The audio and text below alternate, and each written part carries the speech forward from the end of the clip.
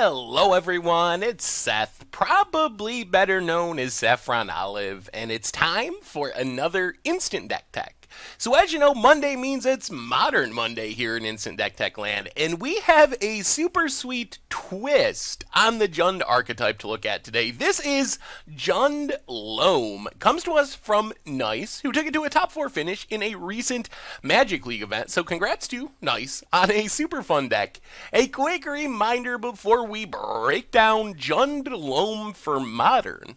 If you enjoy this deck and you want to see it made into videos, take a minute, click the like button, the subscribe button, leave a comment, anything you can do to support your deck, because whichever deck is most popular gets a shot at being made into videos next week. So, Jund Loam starts off looking pretty much like a typical Jund deck. We have Jund All-Stars, Dark Confidant, Tarmogoyf in the 2-drop slot. Dark Confidant comes down, generates a ton of card advantage. Our deck is pretty cheap, so you don't really mind taking a little bit of damage here and there, because we're not really taking that much of it, because of our low average converted mana cost. Tarmogoyf, on the other hand, might be even better in this deck than a typical graveyard deck, because part of the Loam package that we'll talk about in a minute involves getting cards in the graveyard. So we're going to grow our Tarmogoyf super big, and we can't just use them to close out games on their own.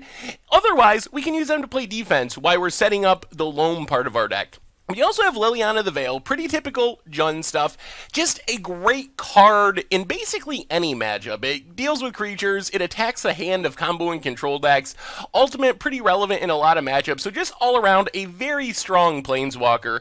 And then we have a lot of the good Jund removal and discard. 4 Inquisitions of Kozilek, 4 Abrupt Decay, 3 Maelstrom Pulses. You'll notice the theme of the removal is kind of very broad. We have Abrupt Decay, any non-land permanent converted mana cost 3 or less, which is a lot of things in Modern. Maelstrom Pulse, literally any non-land permanent. So no matter what we need to kill, artifacts, planeswalkers, enchantments, creatures, these cards will get the job done. So this is all pretty typical Jund stuff. Tarmogoyf, Dark Confidants, Liliana's, good removal, discard. But then the deck takes a bit of a twist. We have 4 copies of Life from the Loam, the namesake card of the deck. So Life from the Loam is a really powerful effect. 2-mana sorcery lets you return 3 land cards from your graveyard to your hand. Also has Dredge 3, so you mill 3, get it back to your hand, and of course it kind of fuels itself. The dredging of Life from the Loam gets you lands in your graveyard to then get back with Life from the Loam. So what are we doing with all these lands we're dredging in our graveyard, getting back to our hand?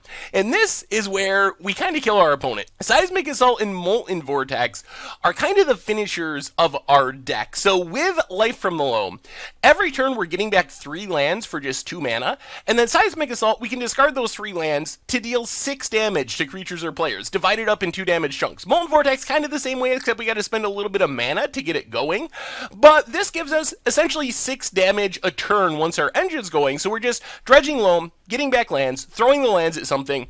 Once we get the board kind of under control and clean, then we can just go at our opponent's face and close out the game. So even if our Dark Confidants and our Tarmogoyfs can't actually get through combat damage, this is a pretty guaranteed way to shut down our opponent and close out the game in the long run, just 2 damage at a time, 2 damage at a time.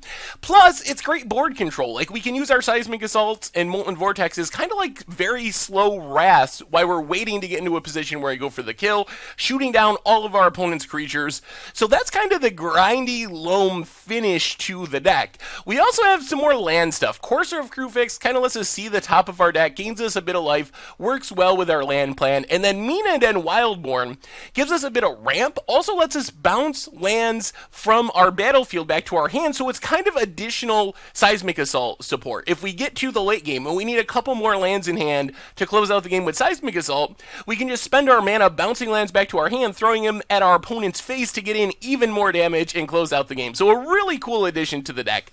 Otherwise, we got a little bit of graveyard stuff. Eternal Witness helps us as we're loaming and dredging cards into our graveyard. We can get back our Tarmogoyfs, our Lilianas, our removal spells, whatever we happen to need. And then Raven's Crime is a great way to attack our opponent's hand, another payoff for our Life from the Loam. If we're not ready to kill our opponent with Seismic Assault, we can loam back 3 lands and use them to force our opponent to basically discard their hand. Great in control and combo matchups matchups if we get it going fast enough.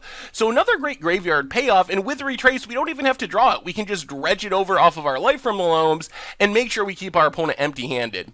Mana base-wise, we get a few special lands. Ghost Quarter lets us attack our opponent's mana. If our opponent doesn't have enough basics, we can just lock them out of the game because we can play our Ghost Quarter every single turn once we get going, thanks to life from the Loam. Horizon Canopy, play it every turn, draw an extra card, find more action. Raging Ravine, gonna be hard to kill permanently since we can keep getting it back with life from the Loam. And then Mortuary Mire is a sweet addition, allowing us to get back our Tarmogoyfs and Dark Confidants. And remember, we can always like Ghost Quarter ourselves, killing our Mortuary Mire, so then we can loan back Mortuary Mire to put another creature on top of our graveyard if we really need to.